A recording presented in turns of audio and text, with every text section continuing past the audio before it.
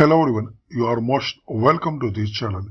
Today in this video I gonna to show you how to use if condition formula in Microsoft Excel program. So firstly open Microsoft Excel. I already prepared a data for result for every school.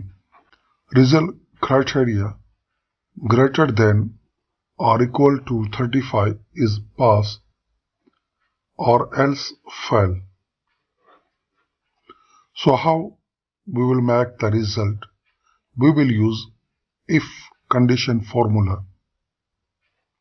So firstly, select this result cell and click on formulas. Now click on this down arrow. Now click on more functions.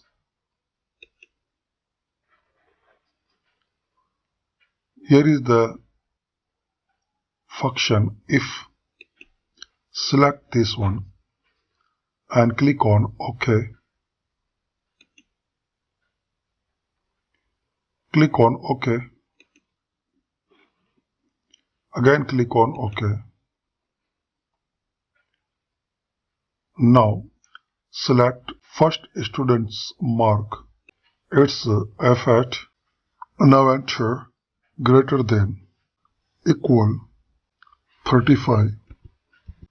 Now enter comma. So close first argument by comma. Now write pass. Now enter third argument, close by comma, write fail. Now make enter or select any another cell. You will see result pass. Now select entire column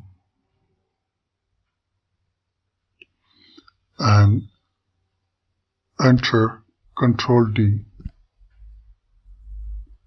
So now you will get the result for all students.